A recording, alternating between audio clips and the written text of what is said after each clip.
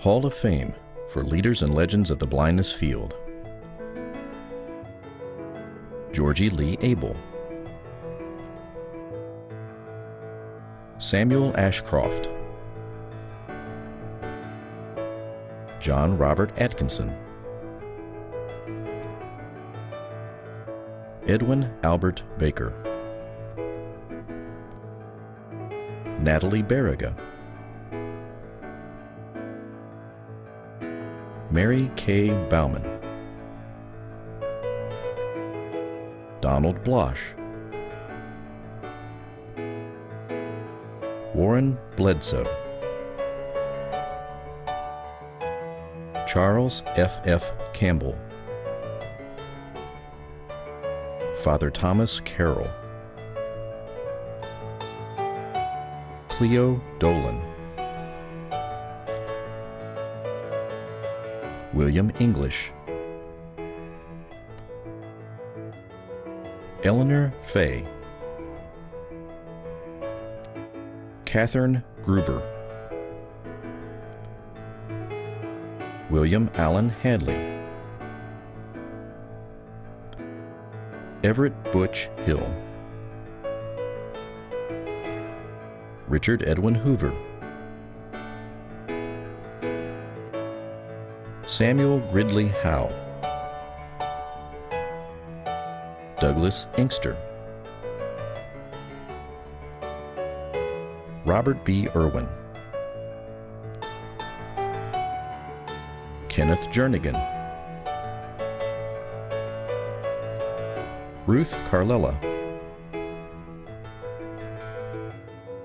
Helen Adams Keller, Roy Cumpy, Berthold Lowenfeld, Anne Sullivan Macy,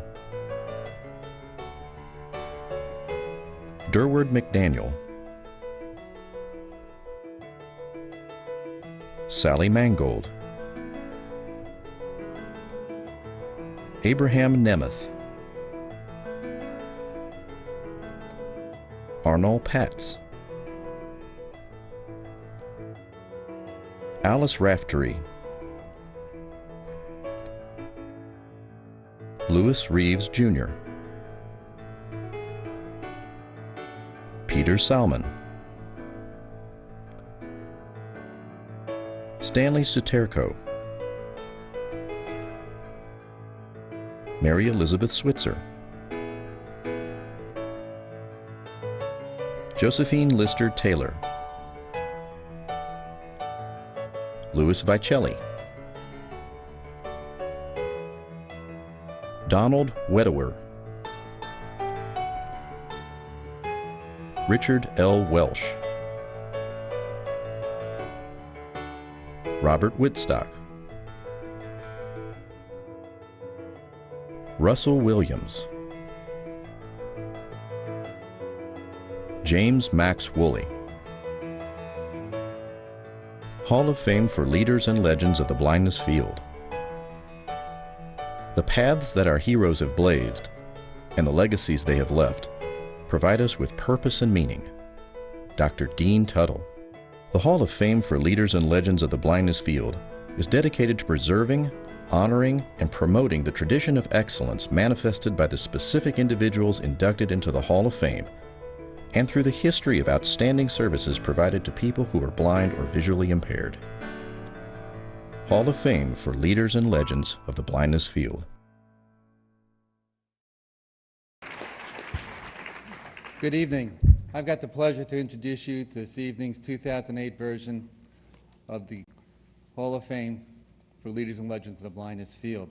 I'd like to begin by thanking the American Printing House for the Blind in Tuck Tinsley for allowing us to hold the celebration as part of the annual meeting. For those of you that this may be your first experience coming to this, and those who repeat, I'd like to start by saying this is not connected with the printing house, but they've been graciously agreed to host the hall and allow us to use this venue as a gathering place to hold the annual induction ceremony. So at APH, Tuck, thank you for allowing us to continue this tradition. As chair, I'd like to begin by giving you a little historical perspective of how we got to where we are. The Hall, unlike many things in the blindness field, has moved in a rather quick event of turns from when it first was conceived to where we are today. Back in the late 90s, 1999, a group in Wisconsin presented a local meeting honoring and recognizing some of the pioneers and legends within the blindness field. This then was carried to the 2000 AER International Meeting in 2000, where a general session was held where tribute was paid to many of these legends and short biographical sketches were shared with many of the attendees at that meeting. In 2001, at the annual meeting, as a follow-up to the 2000 AER general session. I say that and I emphasize again, this is not an AER event. This is a Hall of Fame for the field as a whole, to recognize our leaders, our legends, our professionals, those that have made outstanding contributions to the field. The Hall is governed by a governing board, which until recently was basically a group that did not have official title. That's what I meant. From 1999 to where we are, we're not quite 10 years, and we made a lot of progress. The most notable progress is the actual facility itself. The facility, as I mentioned, at APH is the beautiful work of the plaques, the space, the kiosks, the wall of tribute, the display cases which has the artifacts are living proof of what our field has been and what we continue to be. A lot of that work, we're very fortunate tonight because those of you that have seen the bas-relief plaques have all been done by the same artist who's here with us tonight in the same company. I'd like to acknowledge Betty Hoffman, who is with Bruce Fox, the company that has secured and helped us with the wall of tribute and the bas-relief, and Andrew Dakin, who is the artist who has created all of our legends and is the one that has the uncanny ability to capture these folks that we see in the hall. Folks.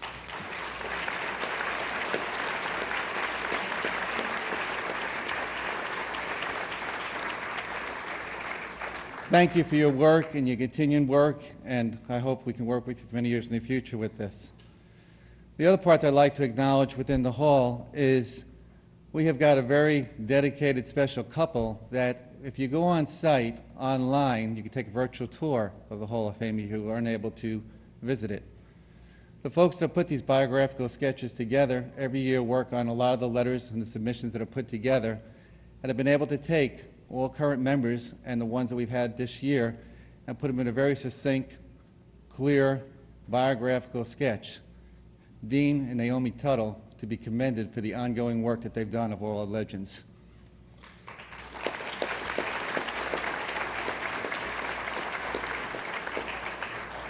As I mentioned, the Hall of Fame is administered by a governing board.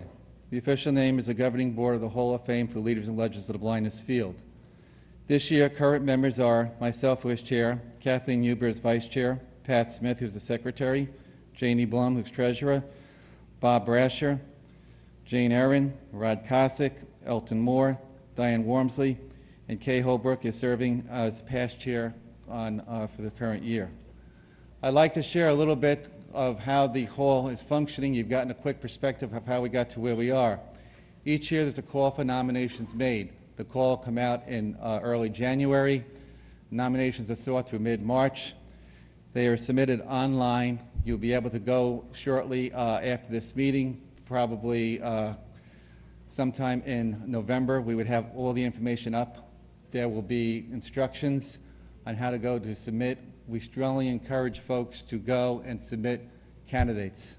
We are not having difficulty seeking folks to go through with this process, and we'd like to make sure everyone's aware of this. What happens is each year, candidates reviewed, and the governing board will review this, goes through a review process, and it's not a guarantee that every year there will be an inductee enlisted into the Hall of Fame. By the bylaws or the governing committee governance document, there should be no more than 2 folks elected in any one year unless you have consent of the whole board. So it's not a given, and I just say that so people are aware that it's based on the contributions and the critique of the individuals that are working within this. It's a process that's continuing to change. It's growing. We encourage you to get active, to be part of it, and to visit it, whether it's online or in person. What I like to do is to go back and to share again with you one of the key parts with the Hall of Fame.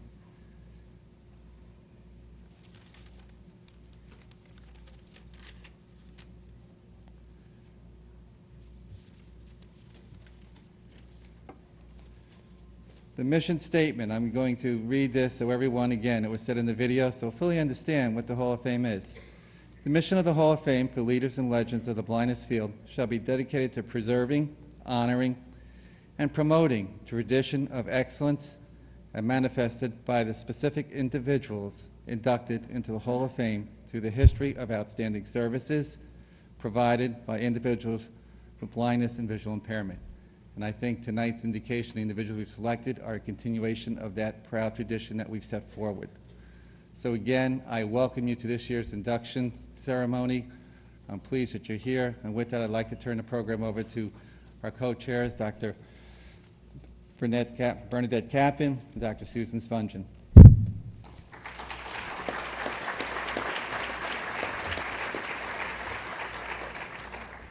Thanks, Jim. It's really an honor to be asked to participate in this, and I thank you for that.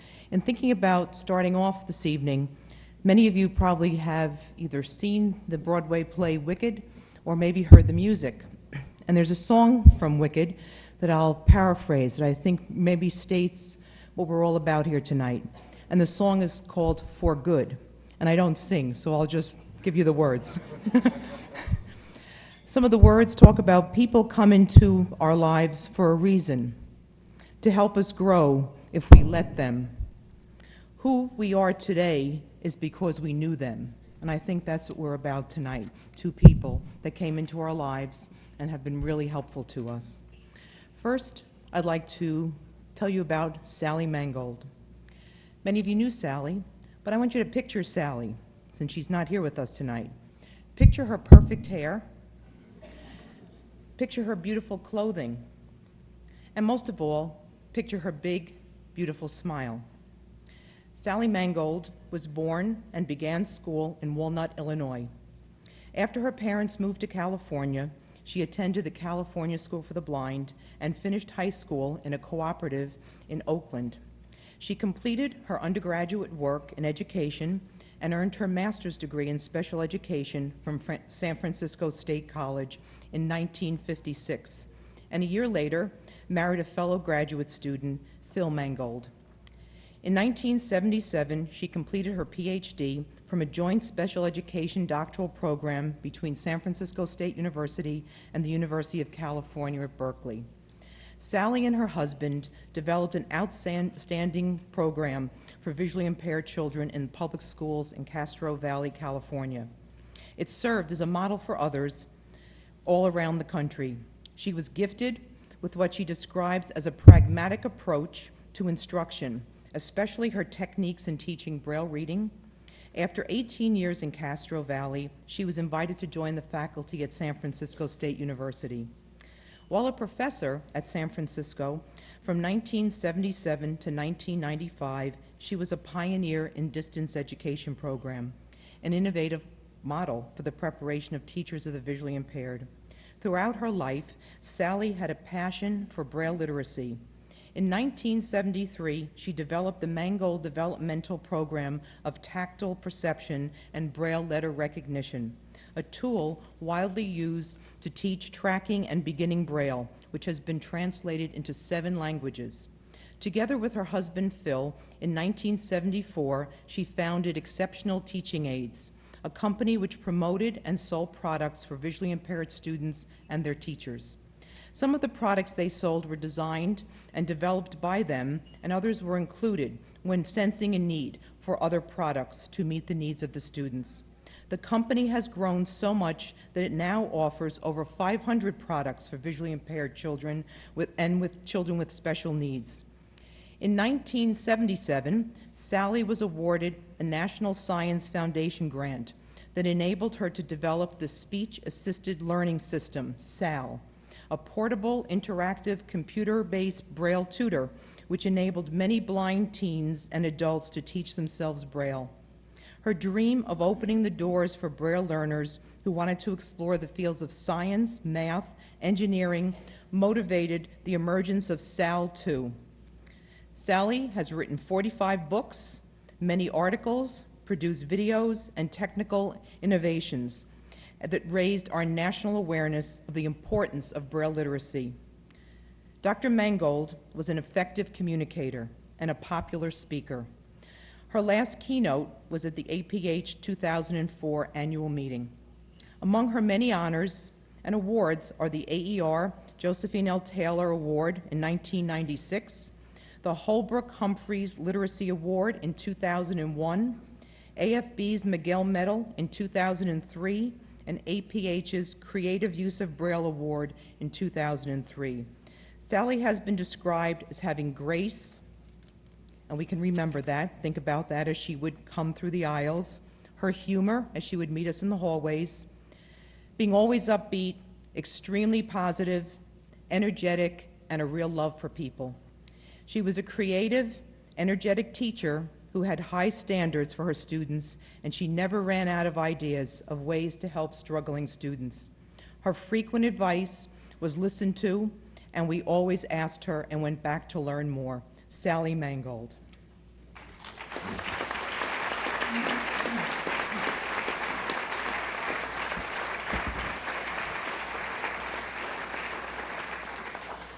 If you've ever attended a Josephine L. Taylor Leadership Institute, you know one of the popular highlights there would when Dr. Susan Spungin shares her pearls of wisdom. And tonight, she's going to share some pearls about Sally. Welcome, Susan Spungin.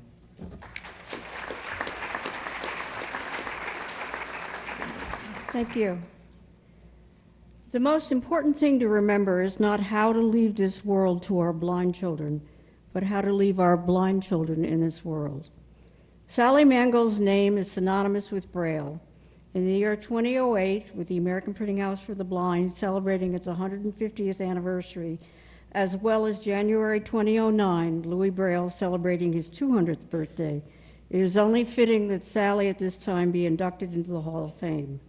I feel she is very much with us here tonight in Louisville, enjoying this party in her honor, as well as busy making preparations for the grand birthday party for Louis Braille in Paris.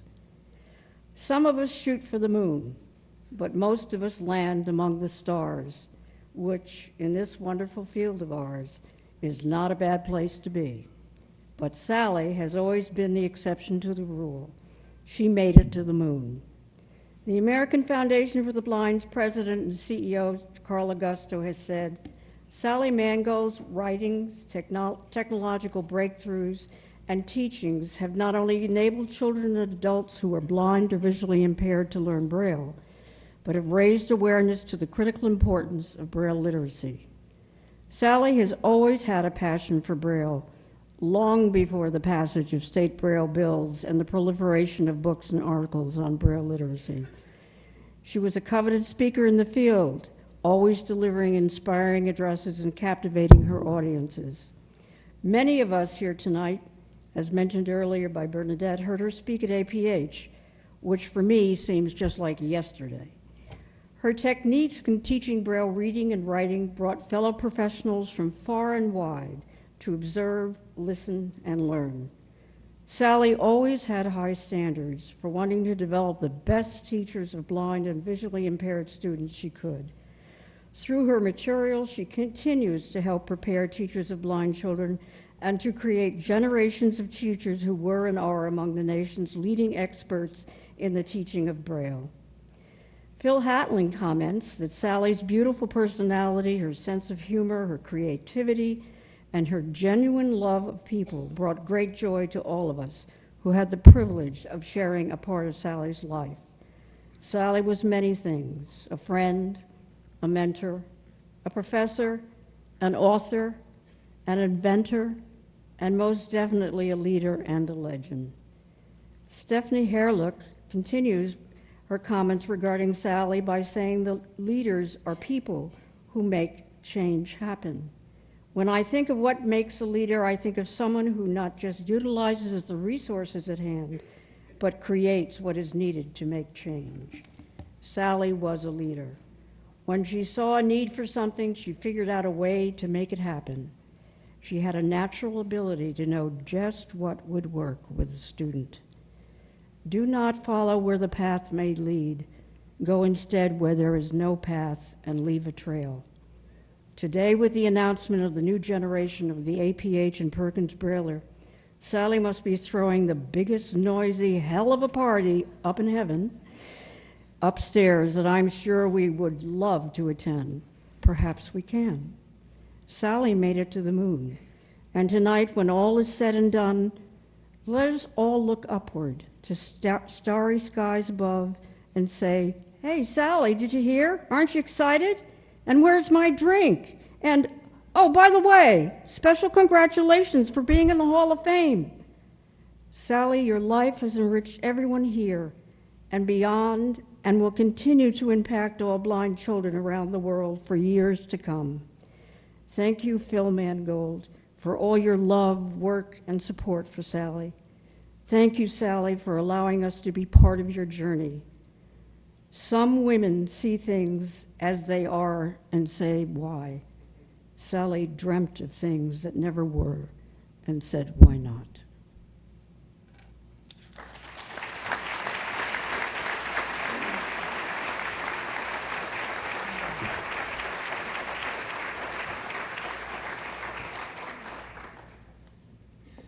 I would first of all like to acknowledge the person who nominated Sally for the Hall of Fame. She's here with us. She came all the way from California, Pat Leader.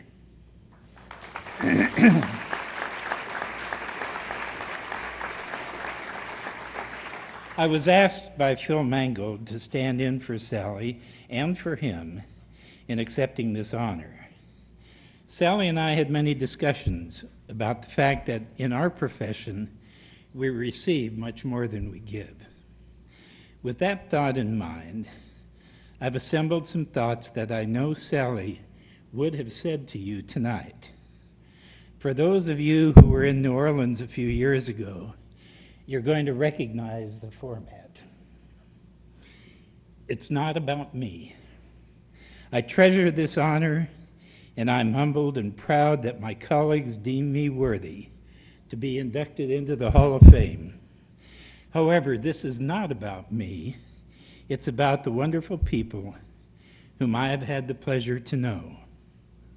It's about blind and visually impaired children whom I have known. They have taught me far more about the joys and tragedies of life than I ever taught them. It's not about me. It's about parents who loved their children, supported them, and were their strongest advocates. It's not about me. It's about my husband, Phil, my lover, my friend, my lifelong partner. He truly was the wind beneath my wings. It's not about me. It's about friends and colleagues like you who were always there for me with an encouraging word or gesture, and who have loved me as much as I have loved you. By the way, the picture on the screen right now, some of you are not going to recognize any of them. On the far right is Fred Sinclair. Next is Sally. Next is Phil Mangold. And then there's some tall, bald guy there who you may not recognize, and I'm not going to tell you who he is. It's not about me. It's about the hundreds of future teachers with whom I had the pleasure of working, helping them to understand that they were entering the most challenging and fulfilling profession on this earth. So you see, it's not about me. It's about children, parents, colleagues, and students who have enriched my life more than I can ever express. God bless you, from Sally.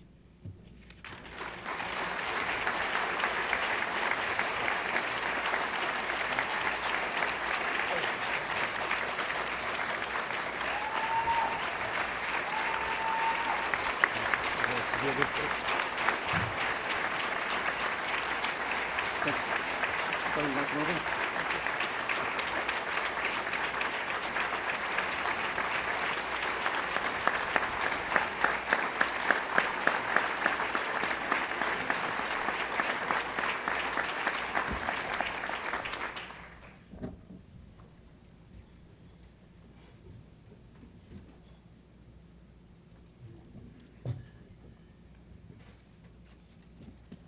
The next person, I want you to think about seeing him walking through the crowd, bending gently over to talk in people's ears, welcoming them to whatever activity that might be, with always a kind word and a great smile. The Hall of Fame is all about leaders, and you think about leadership is really an art. It's the art of getting people to do things that you're convinced should be done. And our next leader, Richard Welsh, is that type of person. Richard Welsh, born in 1944 in Pittsburgh, Pennsylvania. He completed his undergraduate seminary studies with a degree in philosophy at St. Vincent's College. In 1968, he received a master's degree in mobility from Western Michigan University, and in 1973, a doctorate in rehabilitation counseling from the University of Pittsburgh. He has 3 adult children and 5 grandchildren. He remarried in 2001 to a professional in our field, Mary Nell McLennan. Richard Welsh's experience in orientation and mobility began as an instructor from 1968 to 1970 at the Western Pennsylvania School for Blind Children, and continued as an instructor at the mobility training programs, first at the University of Pittsburgh and then Cleveland State University from 1970 to 1978. For the next 12 years, Rick served as superintendent of the Maryland School for the Blind. From 1990 until 2003, he was an administrator of the Pittsburgh Vision Services, which was formed by consolidating the Greater Pittsburgh Guild for the Blind and the Pittsburgh Blind Association. He retired in 2003 due to a life-threatening illness. The remarkable and significant contributions to his chosen profession center around Rick's visionary leadership, his ability to see the big picture, to identify needs, and to implement necessary action plans. He was instrumental in establishing the O&M Professional Code of Ethics. Recognizing the lack of comprehensive body of knowledge that was essential for orientation and mobility professionals, he, with co-editor Bruce Blosh, wrote the authoritative textbook, Foundations of Orientation and Mobility, and we remember that very thick book. First published in 1980. He has also written many articles and chapters in texts on mobility and on psychosocial aspects of rehabilitation of the visually impaired. In 1984, he provided invaluable leadership in the consolidation of 2 prior long-standing professional associations, AAWB and AEVH, to form the Association for the Education and the Rehabilitation of the Blind and Visually Impaired, AER. He served as the first elected president, and through his tireless efforts, through multiple committees, gave the new organization a strong foundation, and I think we see him as Mr. AER. In addition to these various roles, he served as executive editor of Review and AER's Journal. Rick has also been the president of the National Accreditation Council for Agencies Serving the Blind and Visually Handicapped, NAC. APH and AFB have also benefited from his expertise as he served on both boards of trustees and various committees. Among the many honors and awards Rick has received are the Miguel Medal from AFB in 2004, NCPA BVI, now known as the Vision Alliance Leadership Award, in 2003, AER's Ambrose Shotwell Award in 1996, AER's Lawrence Blahar Award in 1988, and the C. Warren Bledsoe Award from AAWB in 1981. Professional awards have been named in his honor, and he was recently named the 2008 Distinguished Alumni of the University of Pittsburgh School of Education. Rick has been described as larger than life, a visionary leader, very humble, approachable, a wise mentor, and a role model who quietly listens to others and makes them feel valued as he meets you in the hall each and every time he sees you. Rick Welsh.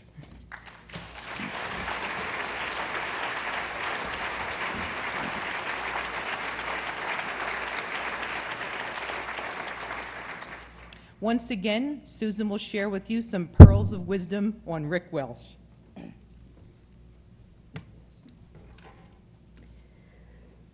Some men dream of worthy accomplishments while others stay awake and do them.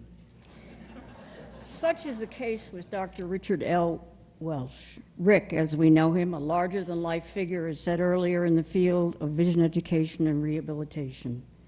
Rick has always been the right person at the right time when it came to bringing together diverse opinions in a divided field. He brought us together, the fields of education and rehabilitation, at a time when we needed unity. Always open to others' ideas and opinions, he never compromised on issues related to professionalism and services of high quality. Leadership is the management of hope. And because of Rick, we now enjoy coming together into one professional membership organization. And of course, I'm referring to AERBVI. Steve Barrett said, "It's not easy to follow a legend at a 100-year-old agency, but Rick made certain I was well prepared." Marie Amerson continued by saying, "Dr. Welsh is among the professionals in our field who understand that a chorus singing the same tune can make a stronger positive impact than soloists with similar but different songs trying to be heard over the crowd." I remember Dr. Welsh, or Rick, as a warm, caring individual who towered over others in the room.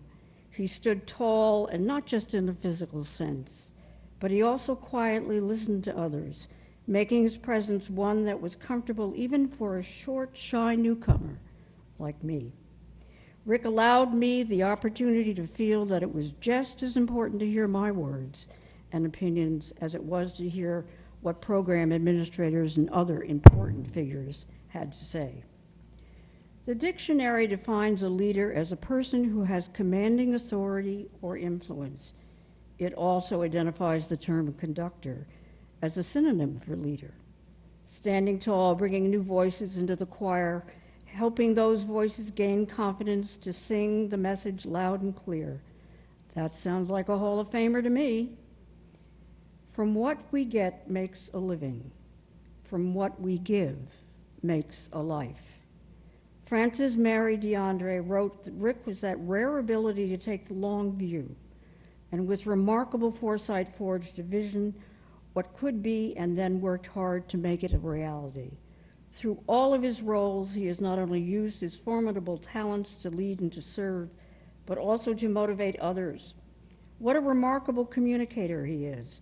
The APH Hall of Fame will allow Rick to take his rightful place among the other leaders and legends of our field and represent for all of us the many thousands of people who have been inspired by Rick's example and who have been positively impacted because of his actions.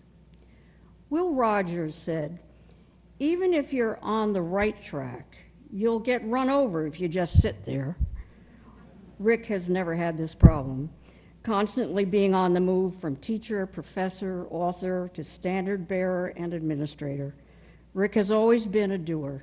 For him, it never was the boulder in the road that blocked his way, but the pebble in his shoe.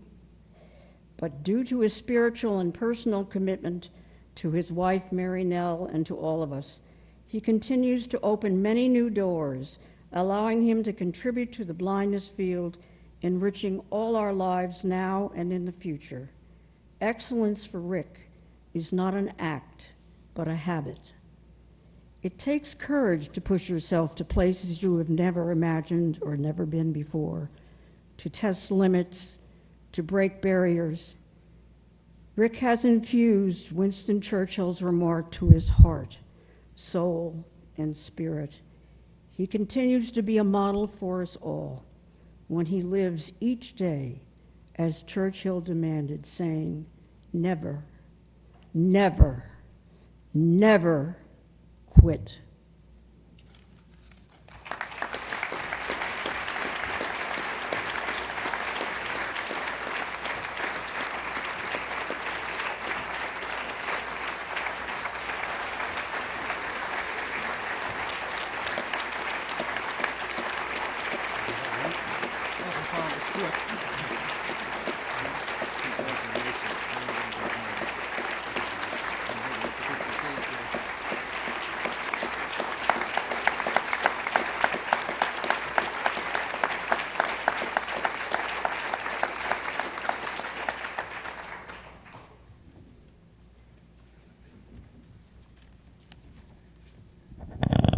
Thank you very much. I thought the plaque would be a little taller. Bernadette, Susan, thank you for your gracious presentation. I especially want to thank Steve Barrett and the Board of Directors of Blindness and Vision Rehabilitation Services of Pittsburgh for nominating me and for sponsoring the plaques. Steve's with us this evening with his wife, Bobby. Unfortunately, he has to head back early tomorrow to prepare for surgery on Monday, and we wish you well with that, Steve, and ask you all to join me in saying a prayer for Steve's successful outcome. I thank others who wrote letters of support, some of whom Susan quoted, others, including Mike Bina and Dwayne Gershot and Catherine McGivern and Peggy Madeira. I appreciate that. I've been surrounded in my life by friends who have overlooked my shortcomings and always exaggerated my accomplishments, and I appreciate that. And I thank the Hall of Fame Governing Board, Jim and others, for selecting me. I know you have many good people to consider. I nominated a couple myself, but thank you for this honor. And pleased to share this evening with Sally Mangold. Like all of you who knew her, I would rather she had been with us tonight. But I think Phil's remarks have captured her spirit very well. There's a tendency to talk about the people that are inducted in the same year as the class of 2008, and Sally and I would be the class of 2008. And that's probably the only way in which I would ever be thought of in the same class with Sally Mangold. She really was in class by herself. I found this honor to be somewhat intimidating. First of all, there's the whole bronze plaque thing. I've never been bronze before. I've been plastered a couple times.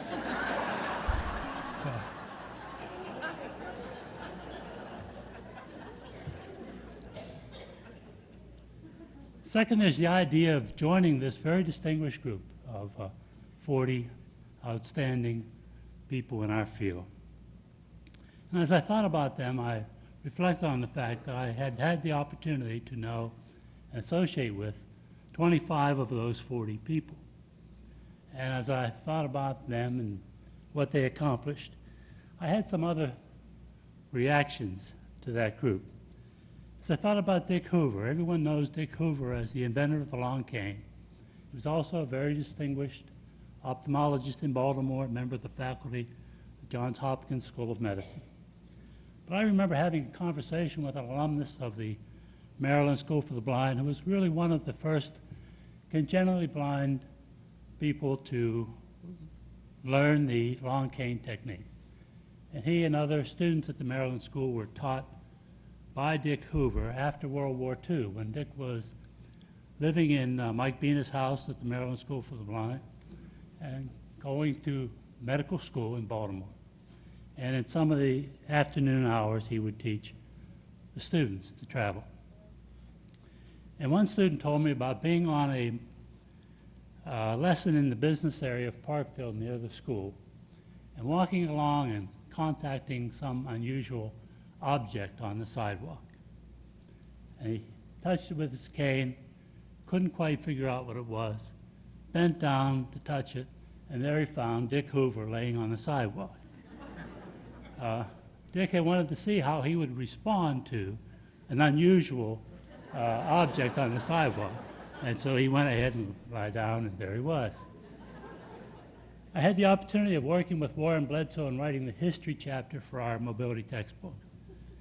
And Warren started out like a house of fire. And he got to a point where he stopped. He just had a block. And this continued for 3 or 4 months.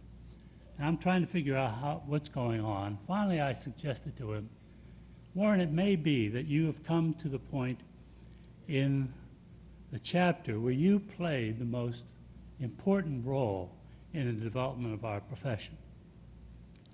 And maybe it'd be easier if I write that portion for you and then you could finish. Well, Warren was too much of a historian to allow someone to write the chapter who wasn't there when the person who was available. So he agreed to write that portion if, as editors, we allowed him to add a note to the text that said he is only writing about his role because we asked him to, which he added, and after that the gates opened and we ended up with much more information than we could even use. A few years after that, I had the privilege of interviewing Dick Hoover and Warren Bledsoe and Russ Williams at Dick's house a couple months before he died. And I was interviewing them about their experience at Valley Forge. And it seemed to me that there was more to the story that I didn't know. But Dick was reluctant to say, Russ was reluctant to say very much. It took me about 10 years to get to the bottom of that. And eventually I discovered that much more of what we use as techniques and the method of mobility instructors use was really developed by Russ Williams. Dick Hoover invented the long cane and got that part going, but so much of what we teach was invented by Russ. And so in preparation for the 1998 International Mobility Conference, Russ and I developed a presentation that for the first time really presented how much we really depended on what Russ developed. And this photograph was taken at that time.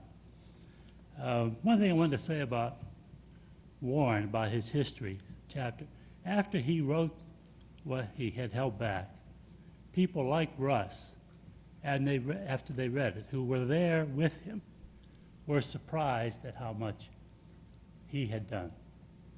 And so it wasn't important to Warren that that be known. It was just important that it got done. And the same thing was true of Russ. It wasn't important that he had done it, but it was important that it was now available. And finally, I had some thoughts about Butch Hill.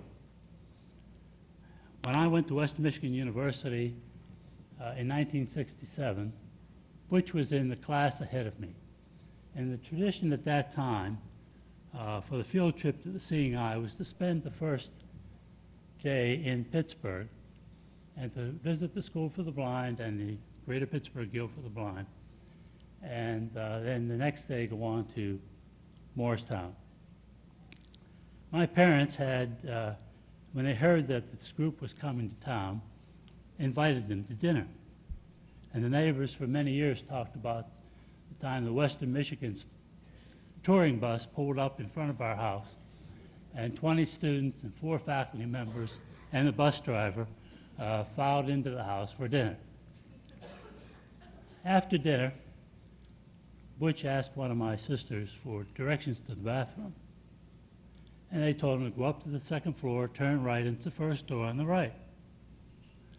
And so Butch went up to the landing between the first and second floor. For some reason, he went down the back steps and found a door on his right, which was standing ajar. He opened it, looked in to the kitchen. And sitting at the table were Hall of Fame members Stan Saturco and Don Blosh having a beer with my dad. And he looked around and he said, "This isn't the bathroom." And he backed out and went back upstairs. And Don Blosh turned to my dad and said, "And he's one of our brighter students."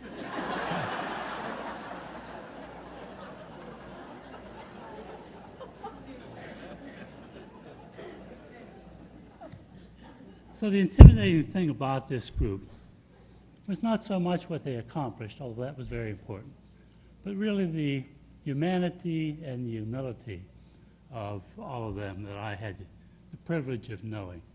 And it's an honor to be thought of as part of that group, but it's also a lot to live up to.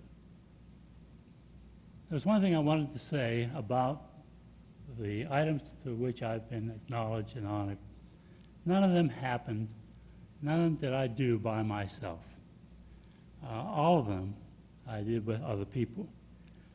While I get a lot of credit for being the father of AER, I get introduced that way many times, and I was the first president.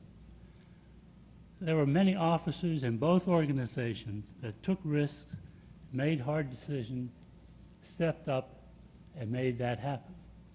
And we had a wonderful executive director, Kathy McGivern, who tended to the hundreds of details that were required for it to work. But really, we made the decision to put the two organizations together. We already had members in California with Phil's leadership and in New England who were meeting together, we were developing projects together. And what I thought I did was give voice to those members who had already pointed out the way. In the National Accreditation Council, I've been given some credit for keeping that available after a point when the majority of the members of the board had voted to recommend to the member agencies that it be closed. And Ed Miller, who was a member of the board, and myself, thought about the fact that while we were losing 50% of our external funding, it was really the contributions of the agencies that went through the accreditation process and the volunteers who served on the on-site review committees and on the board. That was the greatest resource that NAC had available. And so while we persuaded the majority of the members not to close the accreditation agency, and while I feel good when I see agencies continuing to use that process because it's such a helpful thing, I realize that it continues not because of what we did in the 1990s, but because of the volunteers, the agencies that voluntarily decide to go through the self-study, and the volunteers who serve on the on-site review committees and the NAC board. So it's nice that I get some credit for that, but really many other people have made it happen. And finally, I think the most obvious place where the role and importance of other people is most obvious is the Foundations of O&M textbook. While Bruce Blosh had the idea and persuaded Patricia Smith and Mary Ellen Mulholland at AFB at the time to sponsor it and to publish it, it was really the people who wrote the chapters, and Mary Ellen, who taught us a lot about editing, that made it happen. And then for the second edition, when Bill Weiner joined that group, and Natalie Hilson as our AFB rep, that's really what has made it a successful text. And now we're trying to finish the third edition, which we hope will be out next year. So when I think about my likeness hanging in that beautiful room for the Hall of Fame at the printing house, it's very important for me, and I hope for all of you, that you think about my being there representing so many people who made these things happen. I would like to just take a minute to introduce some very important people, very important to me. First is, of course, my wife, Mary Nell McLennan. It's been, really she doesn't need much of an introduction here. Usually, not only here, but around the country, if you just say Mary Nell, people know who we're talking about. It's been almost 7 years since I swooped her up and carried her away from Louisville. And when I come back, it's nice to see the accomplishments of things that she helped to begin, continue, including the wonderful Insight to Arts program. And I feel a little guilty about taking her away, but not for very long. She's been a wonderful wife, a great partner, my best friend, and has developed quite a lot of skill as a health advocate. And over the last six years. And I think without her, I really wouldn't be here. See.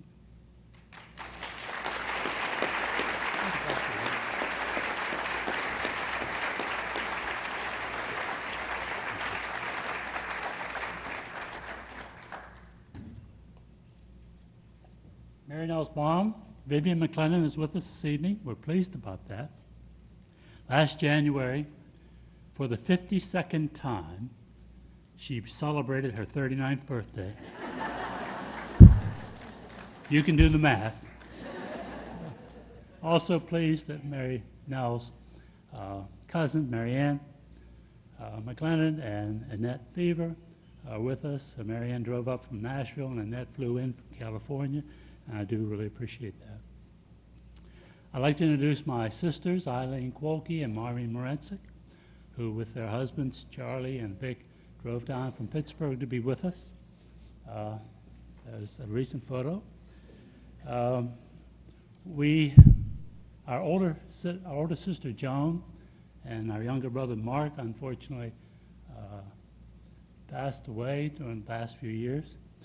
But we're shown here as a family with my mother when they drove up to surprise me in Montreal when I received the Blaha Award.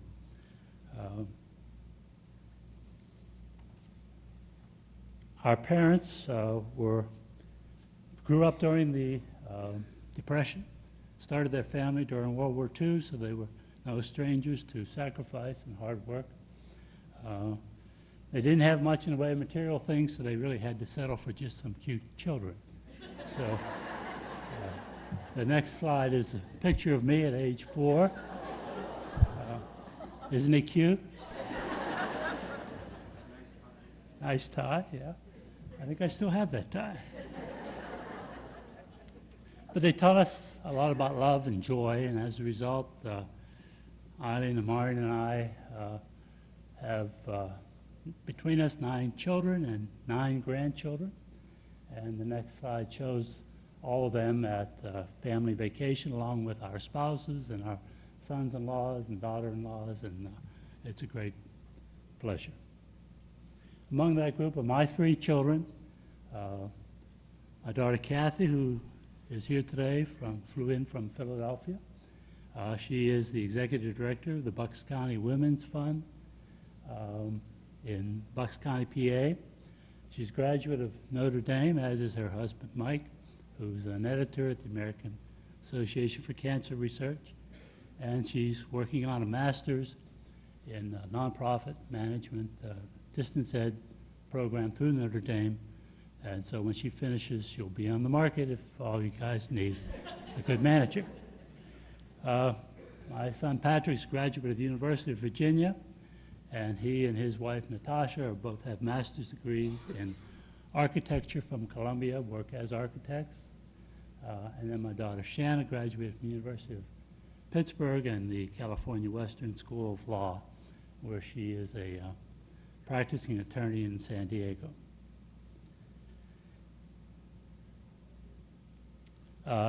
Kathy and Pat and I have given our family 5 grandsons, shown in this picture here, and they really are as impish as they look. Henry, Aiden, Colin, Keenan, and Harlan. Now, most of you know me as a serious-minded professional.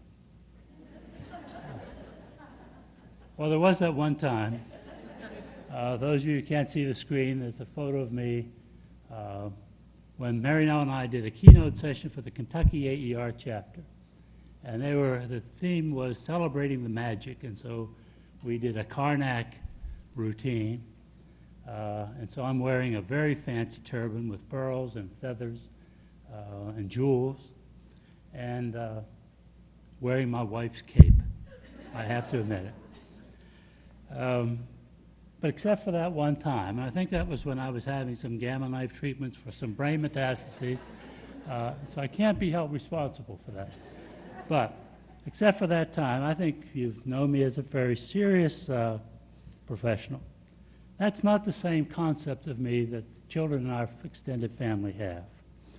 And one example is an anecdote that I've shared with some of you in the past when my sister Maureen showed her daughter Laura our orientation and mobility textbook, and Laura was about 6 or 7 years old. And she said, "See that book? Uncle Rick helped to write that book." And without missing a beat, Laura came back and said, "Is it filled with jokes?"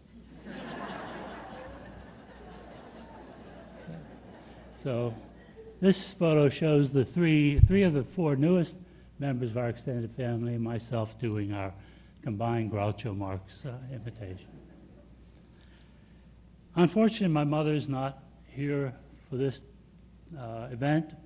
She was taken away from us last January, but she had been present when I received the Miguel Medal from AFP. And one of the real highlights of that event for her was when Mike Bina came and knelt beside her chair, and she thought he was about to propose. And then she found out he was already spoken for, but she enjoyed that, Mike.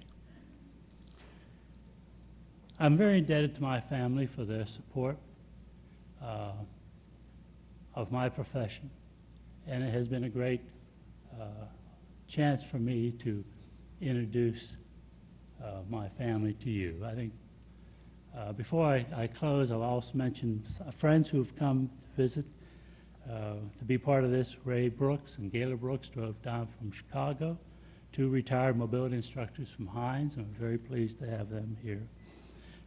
And our friends Edith and Larry Etheridge, who drove all the way from Cherokee Triangle here in Louisville to be with us. But again, thank you for this, and this opportunity for me to introduce my family to you and introduce you to them. And it's been a wonderful experience for me to be a very grateful and proud member of this profession. So thank you very much for that.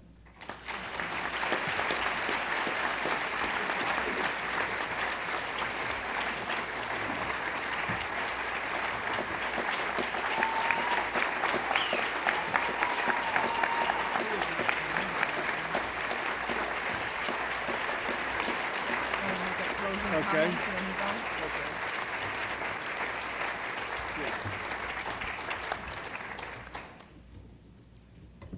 Okay, as you leave tonight, I want you to be humming in your head again for good.